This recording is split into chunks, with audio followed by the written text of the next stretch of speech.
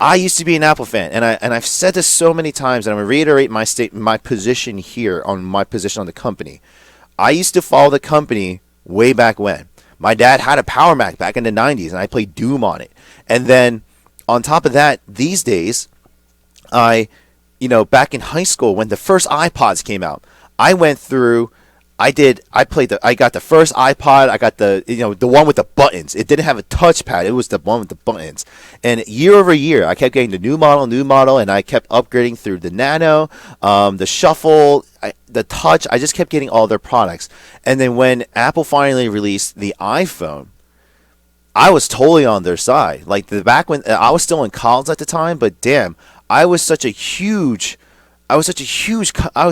follower of the company. I fell in love with them again. I was like, oh my gosh, like although I didn't really like iTunes, I still love the iPod product and I kept buying them. Yes, there were other cool alternatives, especially when I studied abroad in South Korea, like Samsung, LG, Sony even released such good products, like other MP4 players at the time. This is back in 2005 and 2007 when LCD screens were just getting like really affordable and everything, and it's just been really good.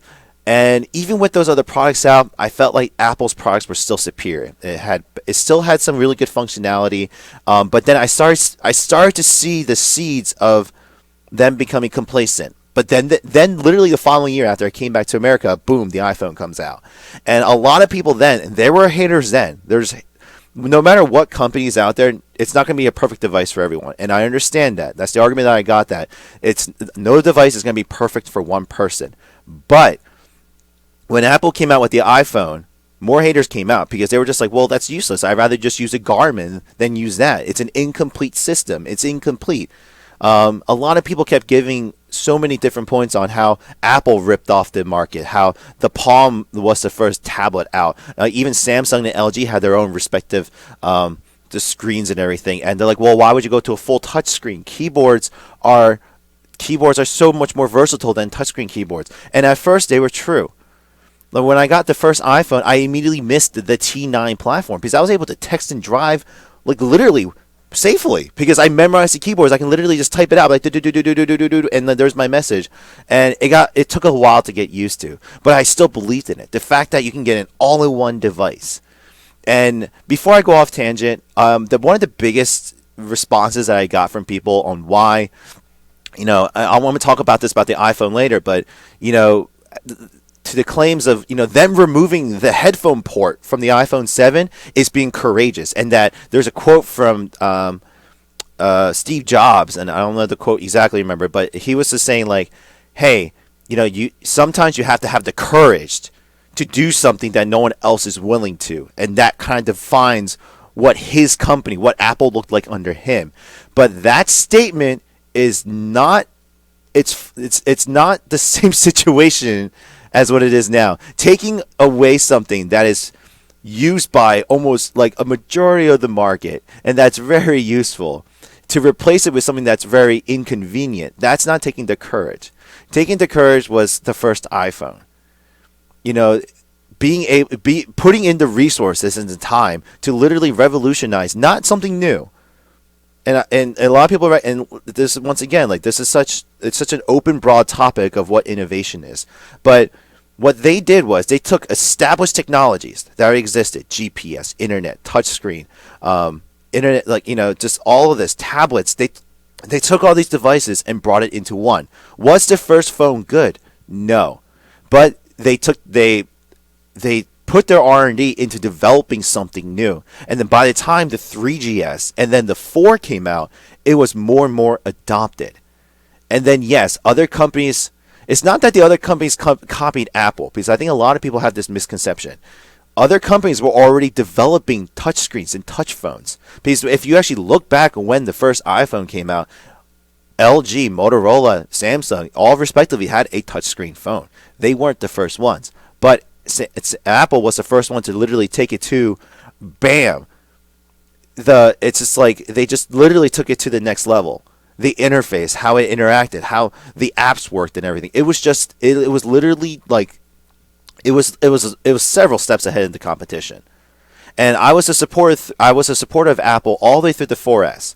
The reason why I left Apple, and people in the comment board, I will be talking about the port, because about the AirPods. Here's a quick thing: if you guys are just going to tune in and listen to me, I actually support the AirPods, but not in the way that you may think. I know that's a little crazy, right? I actually support the AirPods. So if you'd like to hear about that, please actually stay tuned and hear me out. But in terms of Apple, I know I know it's going long, but I just want people who are listening to fully understand my position on the company, because I'm actually trying to help you, Apple people. I'm not trying to here to hate on you, to destroy you. I'm actually here to support you. And the thing is, after the 4S came out, I was looking, I was like, all right, this is great and all, but back then I was commuting to the city, so I had like a 40-50 minute train ride every day, going back and forth at work. We had Pandora and everything, but back then, like, it wasn't still as refined as it is today. So I listened to a lot of music, I watched a lot of videos, so I had a PSP. For those of you who know what a PSP is, the PlayStation Portable, I used that a lot when going around. But then when I got my iPhone, I left my PSP at home because I could put my videos and music and movies into the iPhone. But then Samsung came around with the Samsung Galaxy S3. I ignored the 2 and the 1 because I thought they were crap compared to what the iPhone 4 and 4S was. But when the S3 came out, my friend, he picked it up, and he started showing me all the crap that he could do on Android. All the different emulations, the expandable memory, and the replaceable batteries. And this is back in 2012, so this is over 4 years ago.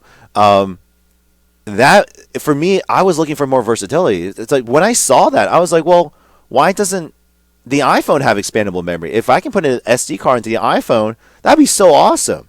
And I looked around to see if there was different hacks and different ways to get this stuff on there, but Apple really just kind of had a really tight-knit noose on their product. And even iTunes was getting further and further more difficult to put your own custom videos and music on. It wasn't easy. Like with Android at the time, and once again, like, it caters to two different markets. Like, yes, there are people out there who want a well-defined product. They want a very simple OS to use, very easy, childish. Boom, that's good for you. But for people like me, I wanted some customization. Like, I wanted to be able to just plug my iPhone in, click and drag the music I wanted into a folder, and done. Boom, damn. But I had to go through an arbitrary process to do that. And so I decided to try out the S3. With the hopes that, maybe Apple will listen to the market. Like, hey, they probably did lose some customers. They probably saw that Samsung took a decent amount of market share with their S3 phone, that they may actually, for the iPhone 5, add an SD card memory slot or a removable battery, so we can go ahead and quickly interchange the batteries. Because back then, folks, we didn't have those the USB battery chargers. All right, we didn't have that. We were really power hungry. So once again, like, this is back then. So I know it's different now, but just please hear me out. And so I got that. And then the Note was released. The Note was announced from Samsung. And I was just like, well, that's crazy tall. That's too big of a phone. That's way too big. But then I eventually got it. Because when the 5 came out, it was right along the lines of the Note 2. And for me, I was just like, you know what? The 5 didn't really offer anything more versatile. It didn't offer me the things that I thought I would like from the S3, so I stuck with the S3. And then when the Note 2 came out, I decided to get the Note 2 because the Note interface was improved. The S Pen was definitely improved. The phone just looks sexy in my mind. My friend got it, showed it to me, and so that's why I got it. And after getting the Note 2, I decided, let me go check out the iPhone 5 because, I had 7 days to return or exchange it.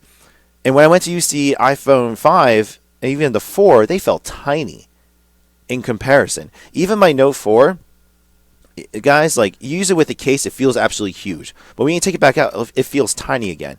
You can only imagine. So if this Note 4, this over 5+ inch screen, feels tiny to me, you can only imagine what the 5 felt like. If you guys remember, the 5 was like the long and slim one, and a lot of people thought that was dumb, but a lot of people still bought it. And just ever since then, I'm going to cut this short. Ever since then, the company really hasn't done anything to draw me back. And that's my biggest complaint with the company. That's where my opinions draw from. Like, ever since I converted from the 4S, and the thing is, a lot of my commenters, my subscribers, really reassured me on this. I wasn't the only one. A lot of people actually left after either the 4S or the 5 to Samsung or Motorola or the Nexus phone and everything. Because, once again, this is not everybody. And I don't blame people for staying on the ecosystem, because I'm going to say right here, Apple's OS and their ecosystem is solid. Is it the best? Is it the most, customizable? No. But it is easy for almost anyone to pick up. And if you've been in it for years, and this is the one big issue with a lot of Apple people, they can't get out of it. They're so used to going through the Apple Store and iTunes that they don't know how to use anything else. And I think that's where a huge problem is. A lot of you, because you're so entrenched in it, you're not open to try something new, and it's more difficult for you to try it. Because I always see there's always the people who decide to try jump ship, and they go right back because they're like, it looks too different. I don't know how to do anything. They don't want to figure it out. Even though they instinctively know that they might be getting a better functionality phone, they won't fully convert over because they don't want to have to learn anything new. And the thing is, the phones, and then when I talk about innovation here, folks, I know I'm going to address actually a lot of the troll comments one by one. So I'm going to get there in a minute. But it's just, when that happened, a lot of people go back, and the thing is, sorry, I lost track of my mind there. But then there's the other half of people who do convert over, and I want to say right here, when I converted over to the Samsung Galaxy S3, after about 2 weeks, I actually wanted to go back. Yes, I enjoyed the extra memory and everything, but back then, Android wasn't as refined as it is now. It was rough. Like, I'm going to tell you right now, I forget what version it was back then. Android was really rough. So it was tough for people to convert back then. But once you got used to it, it wasn't bad. And they kept making improvements year over year. And then this is the biggest argument I get against innovation. One of the comments said, well, they may not innovate in terms of the actual tech, but the interactions, the little emojis and how it works on the text and the interactions you have with the apps and everything, even the little jiggle effect when you shake your phone and everything, that's innovation. No, it's not.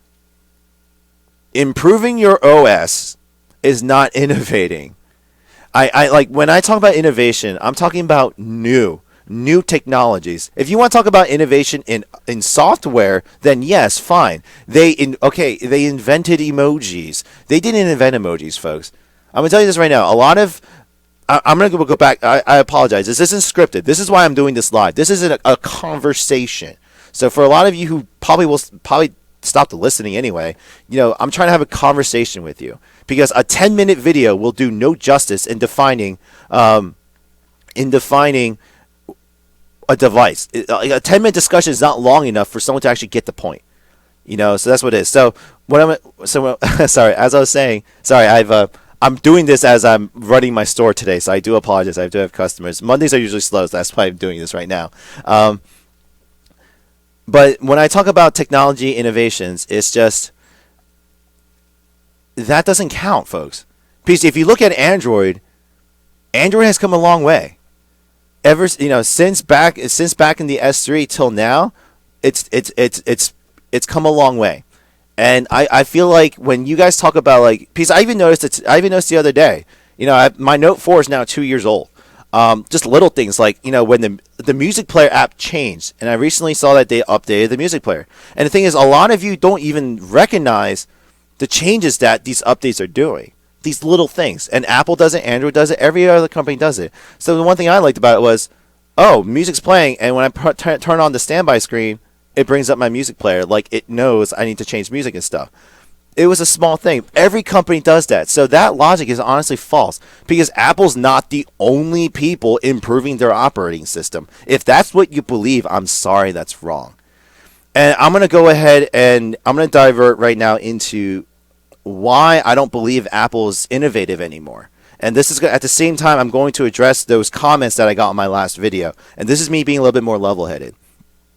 Apple hasn't innovated, honestly, since the first iPad. I think that this is my personal opinion. After the iPad came out, like I got one of the first iPads, but after that came out, I had that with my Note 2 at the time. The company hasn't really done anything new or revolutionary. Ever since Steve Jobs passed away a few years ago, the company has done nothing but reiterate to do minor improvements. Yes, obviously year over year there's going to be minor improvements, but if you look 3-4 years back, obviously it's a major improvement. But improvement, it's not revolutionary.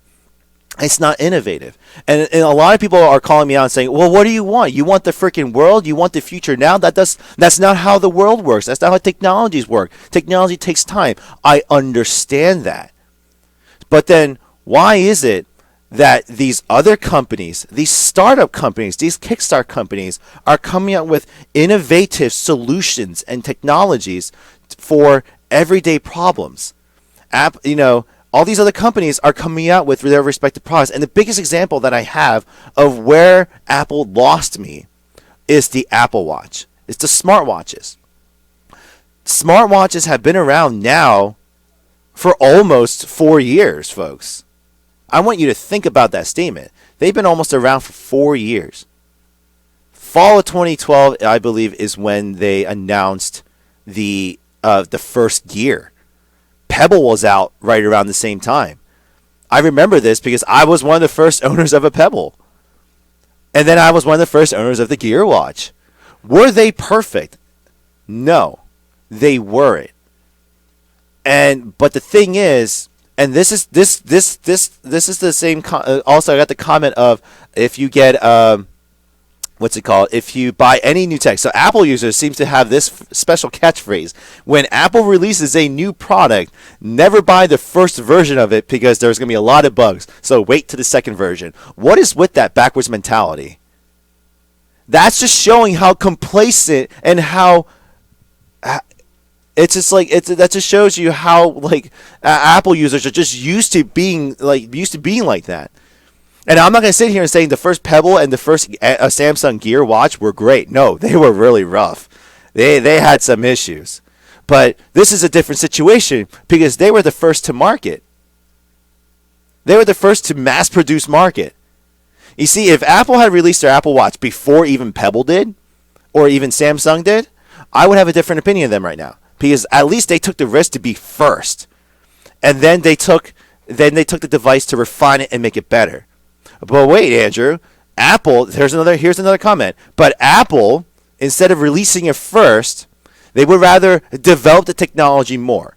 They want to see what their competitors are doing. They'll develop it further, so when they release their version, it's going to be better and pristine than the competition. That's the argument that I get from almost 90% of the comments. But that's false too, though, guys. They're not giving you the best product. Because if that logic was sound, Apple had 2 years or even more. Because if the Pebble was in development for maybe a year or two, then Apple technically had 4 years. Because the fact that if the Pebble was developing their watch for the iOS interface, that means someone in Apple saw the application form for the app saying, oh, look, someone's making a watch for our phone to use. You think someone would have ding dong, hey, maybe we should acquire this company or work with this company to make that watch better or an Apple brand. But I don't think nobody did. But let's fast forward again. So they had almost 4 years of development for a smartwatch, especially after seeing what Pebble, Samsung, Motorola, Garmin even, all these other companies making respective watches. The Gear, by the time the Apple Watch came out, you had Samsung Gear, Gear Fit, Gear 2, Gear 2 Neo, and then the Gear S. 5 generations of watches from one company, and then we finally get down to the one watch that Apple releases. It's not waterproof. The battery life sucks. The interface would have worked on a bigger screen, but not that tiny screen. It cost more than anything else in the market. It lacked a lot of functionality. It didn't even have a light sensor in it. Well, I believe it did. I retried that statement. Sorry, I don't think it did. But There were so many things omitted from it. And the number one thing that everyone tells me, but Apple has the best design. The design sucked. But the thing is, that's my opinion, and I recognize that. In my opinion, the design sucked. But a lot and a lot of other people say, well, that it suits them. That's fine. But it doesn't scream tech to me. When you look at that thing, it looks like a kid's watch until it lights up. And my thing is like, you know what? Hey, look, what about like the curved screens? The fact that Samsung released the Gear S, the first one, I was just like, whoa! They're actually implementing curved screens on their phone, on a smartwatch. That makes sense because look, your wrist, my wrist, not the best example, but they're round. So I feel like it'll sit better. Well, on top of that too, though, you don't really see like that design on a regular watch. So when I had the Samsung, out of all the Samsung watches I had, when I had the Gear S, everybody thought it was an Apple Watch, especially after Apple released their statement that the Apple Watch is coming out. And this is what boggles me. And I said this over a year ago about when the first Apple Watch came out. Apple users don't even know what their own products look like. And I know that's a broad statement, but it's so true because it's not for everyone. But the vast majority of people don't even know what products look like. This is how mindless a lot of the customers have become. Because they looked at my watch, it's like, oh my gosh, is that the Apple Watch? And then I actually showed them the Apple Watch, and a lot of the people that in the company that I used to work for, they were like disappointed. They were like, oh my God, your watch looks better. I'm like, my point exactly. How is it that this company who is known for the designs skipped out on it? You came up with a standard square bezel. And then the following year, Samsung released the Gear S2, and now they have the Gear S3. I'm going to be talking about them in a minute. I'm not happy with the design. But either way, they discovered a new way to interact with a watch that I actually agree is a little bit better than using the touchscreen. Would I actually use it? Maybe, maybe not. But it was just, they dropped the ball. And what's funny is, so 2 years after Pebble, Samsung, Motorola, all the Android Wear started to come out, Apple finally releases it. And what does the market say? What does the vast majority of Apple fans say? Apple invented the smartwatch. I want you to sit on that. So after 2 years, so this is my biggest complaint. You guys literally waited years for this device to come out, and you saw other people have it, and it came out. And this goes on to my next statement. Why is it that people are so complacent with the phrase, when is Apple going to come out with their version? Why do I hear that so many times? So many people say that. Why are Apple fans so complacent with that statement? This is a company that used to actually be first. They were the first, they made it better first, and they designed it better first. And all of a sudden, now they are second to now everything. Nothing the company has released is brand new. The Apple Pen, I'm sorry, people, Apple wasn't first to release it. Stylus pens have been out way before even the Palm. You want to talk about the AirPods? Apple is not the first one with Bluetooth headsets, folks. Wireless Bluetooth headsets. Samsung actually released theirs a few months before. Obviously, I'm going to talk about these in a bit later, but they're not the first one. Shout out to OnePlus. I might be getting that as my next phone, by the way. I'll be talking about that a little bit later.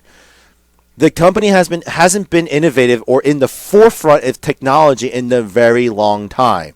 Yeah, and yes, I understand. They make billions of dollars year over year. But then, if they're not innovative, why do they sell so much then, huh? Your logic is false. That's not the argument I'm trying to have with you people here. I'm not trying to have an argument about numbers. I'm actually trying to talk about an innovative tech company that once was the pinnacle of that very phrase is not innovative anymore. They've become complacent.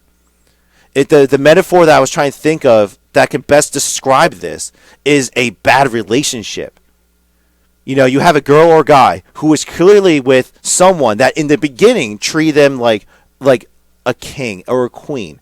They treated them so well. They did everything for them. But after several years, they started treating them like crap. They were abusive. And no matter what bad thing that they did, their respective spouse or loved one turned the other eye saying, no, it's okay. He's just having a little fit right now. He'll be better. He's just having a bad day. Why is everyone complacent with that? Why you have all these things happening to you, and Apple fans choose to be complacent about it. And I'm going to say this to the other brands too. You should this is for every other brand as well. Samsung, LG, Motorola, Huawei, HTC, everybody. You cannot become complacent with your products, in my opinion. And in my opinion, Tim Cook is just riding the Apple wave. They've generated so many millions of customers in the last decade that he's gotten comfortable. And this is why for me, I just urge Apple fans, if you've actually watched for 30 minutes, I really appreciate that. If you still disagree with me, that is fine. I actually appreciate you taking the time to listen to what I have to say. But I just believe the company has just lost sight. They're not the first ones anymore. Nothing that, I'm going to repeat that statement. Nothing the company does, they're not the first ones to market anymore. And this is what I mean by innovative. Everyone's like, when's Apple going to release their electric car, their self-driving car, their virtual reality unit, their HoloLens, their Google Glass, their smartwatch? Everyone's talking about when is Apple going to do theirs. Why aren't they up front? Why aren't they up front?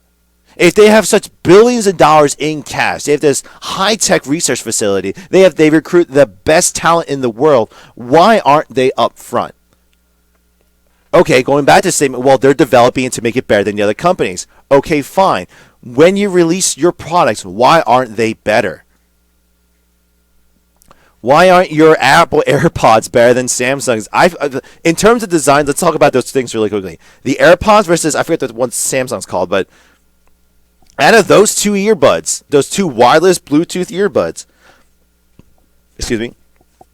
Samsung's is better. I mean, I'm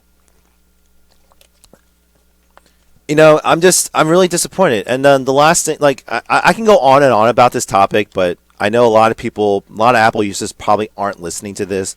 But my thing is, folks, the company just isn't, there's no heart in the company anymore. And I've secretly been waiting year over year for them to release something to really wow me and come back, but they really haven't done it. How is it that more and more people agree with me every year that even when I first started working at my last job, I worked there for 5 years. I worked with everyone was an iPhone user. Everyone. But then year over year, everyone kept saying how they were disappointed because I was the rebel. I was the person that used Android. I tried out the Windows Phone for 2 months and I got rid of it. I got the G Flex phone. I tried everything different. And I kept showing my coworkers, look at this, look at this, look at this new thing, look at this new thing, look at this new thing. And they were just sitting there. It's like, whoa, when's Apple going to release their thing? And once Apple releases their respective product, they're like, oh, this kind of sucks. And it does.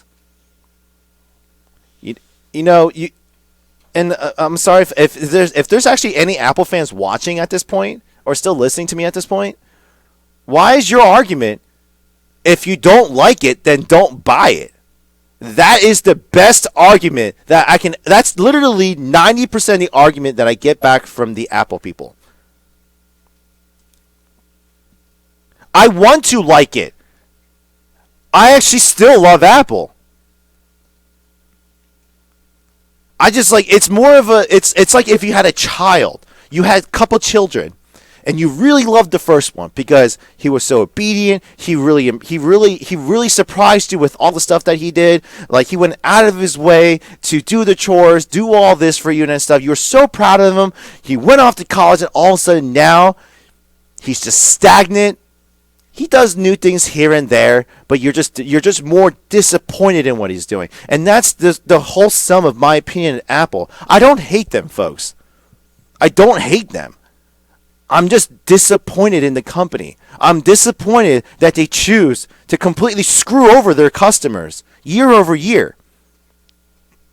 They continue to screw their customers over year over year.